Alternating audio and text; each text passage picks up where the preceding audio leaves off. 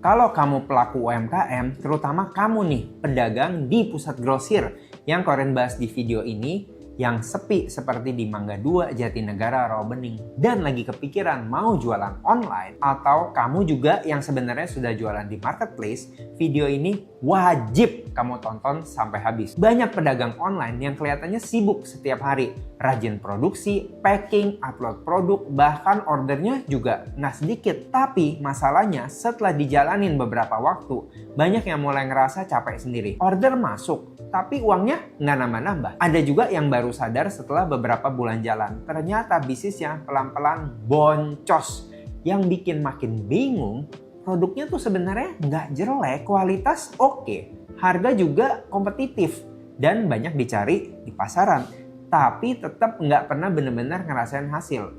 Masalah utamanya sering bukan di produk, tapi di cara kamu jalanin bisnis online kamu. Banyak pedagang online masuk ke marketplace tanpa benar-benar paham struktur potongan yang ada di dalam marketplace. Ditambah lagi salah pasang margin dari awal karena cuma ikut-ikutan harga pasar atau harga kompetitor. Akhirnya makin laku, omset makin gede, tapi makin capek. Dan keuntungannya nggak pernah benar-benar terkumpul. Nah, Ko Erwin ngomong ini berdasarkan pengalaman pribadi. Ko Erwin pernah ada di posisi itu. Jualan rame, omset besar, bahkan sampai miliaran, tapi malah rugi puluhan sampai ratusan juta. Capek banget, sibuk tiap hari, tapi uangnya boncos. Dan ternyata hal ini nggak dialamin Ko Erwin sendiri. Banyak juga dialamin banyak orang. Banyak pedagang online pas jualan kelihatan rame, tapi ujung-ujungnya boncos dan nggak pernah benar-benar hasilin uang. Sampai akhirnya Ko Erwin sadar, masalahnya sering bukan di produknya, tapi di cara kamu jalanin bisnis online kamu. Sekarang jujur kondisinya beda. Ko Erwin bisa cuan dan pernah jualan sampai 20.000 paket sehari. Dan ini bukan sulap, bukan hoki. Ko Erwin pengen ajarin kalian gimana jualan biar bisa cuan, nggak boncos, bahkan bisa jualan sampai ribuan paket per hari. Makanya kamu jangan skip video ini sampai akhir.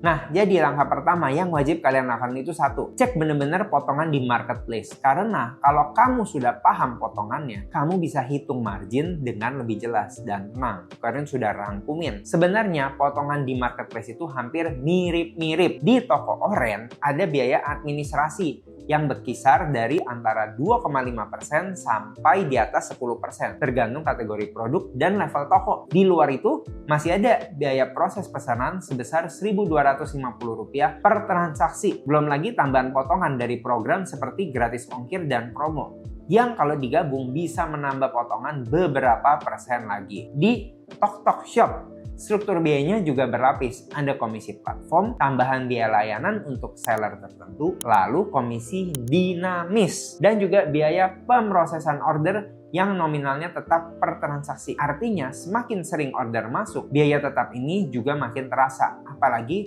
kalau margin kita tipis dari awal dan produk yang kita jual harganya termasuk lumayan murah. Sementara di Lazada ada biaya administrasi dengan range yang cukup lebar, tergantung kategori produk. Ditambah lagi biaya proses pesanan dan biaya program kalau kita ikut campaign tertentu. Nanti biar lebih jelas, Ko Erwin juga tampilin detail potongan masing-masing platform di sini ya. Jadi mau jual di toko oren, Tok Shop, atau Lazada, kesimpulannya satu, potongan itu sudah pasti ada.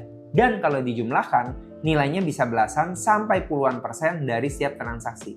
Ingat, ini masih di luar biaya ads dan biaya operasional lainnya.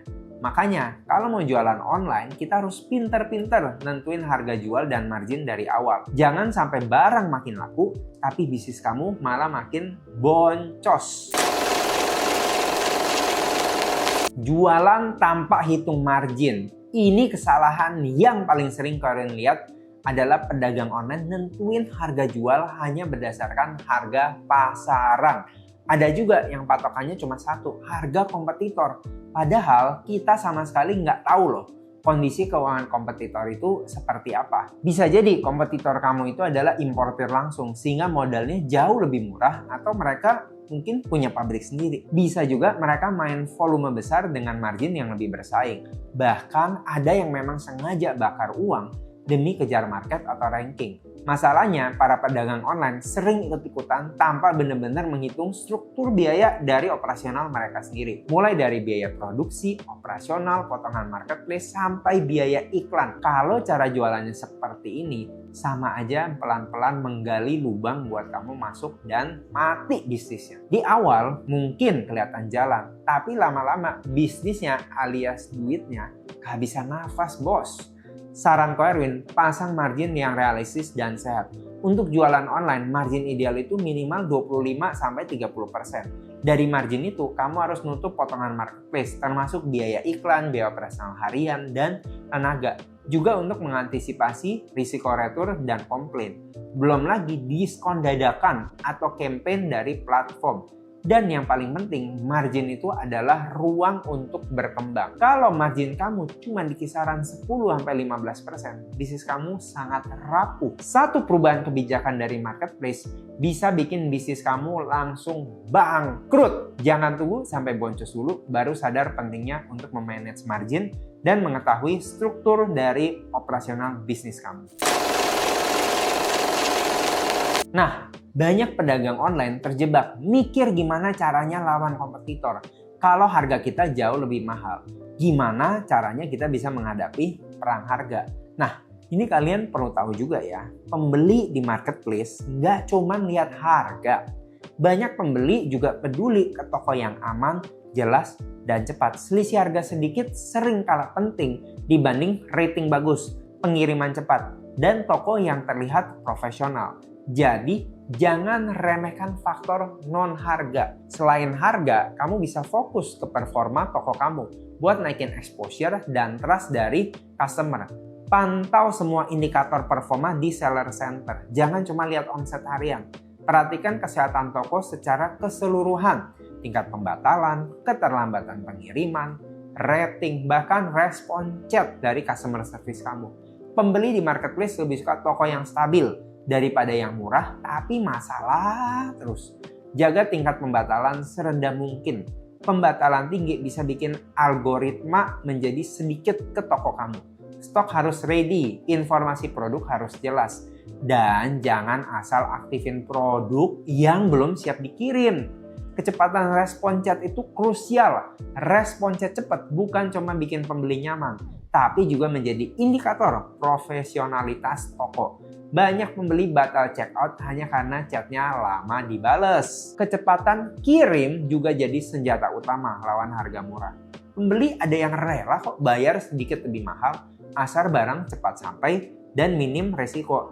Marketplace juga lebih sayang ke toko yang konsisten, pengirimannya cepat. Nah, kalian juga bisa ikut campaign marketplace, flash sale, campaign bulanan, dan promo tematik. Itu alat exposure kamu. Tujuannya bukan selalu jual murah, tapi bikin produk kamu lebih sering muncul di depan calon pembeli kamu.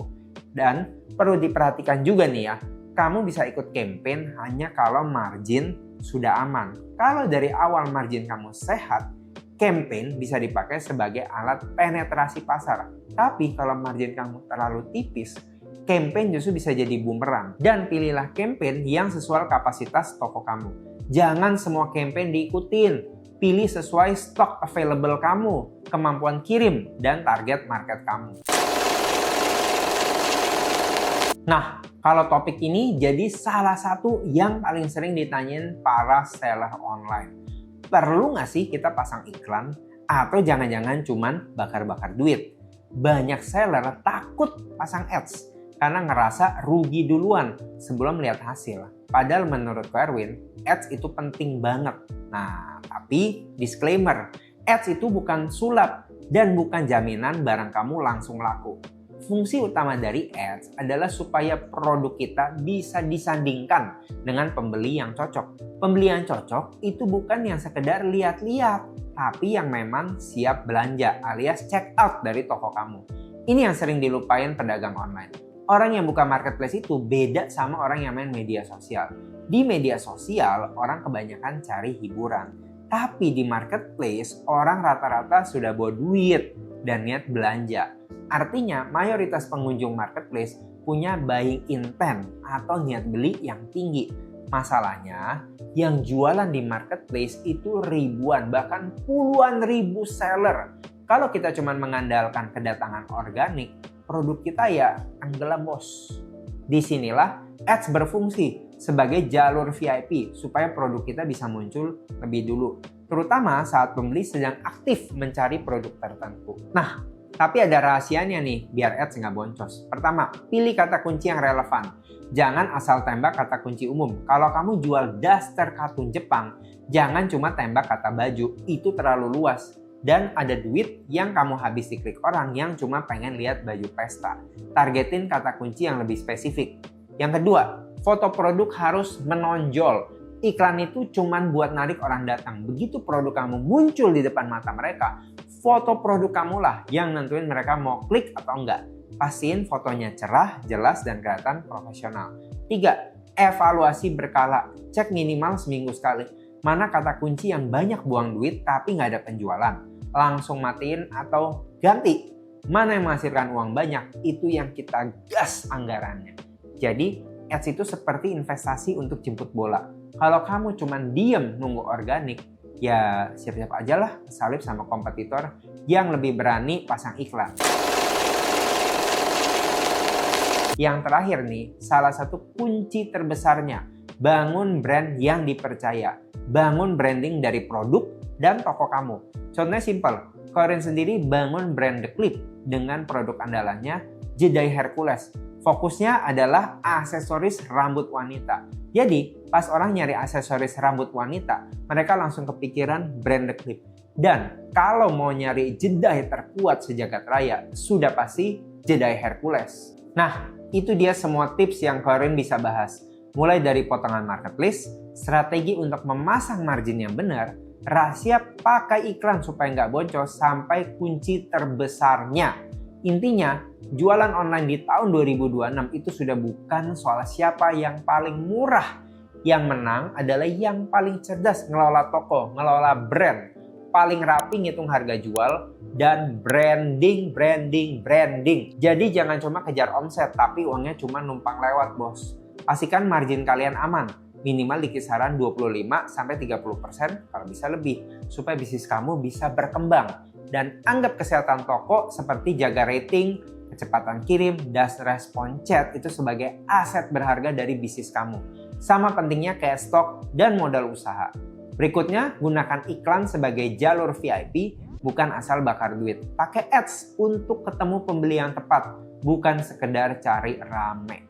Kalau hal-hal fundamental ini sudah kalian lakukan dengan benar, bisnis kalian nggak cuma sekedar jualan, tapi benar-benar naik level. Jadi ongoing business, repetitive business. Nah, sekian dari Corin. Kalau kalian pengen tips yang lain, jangan lupa klik subscribe.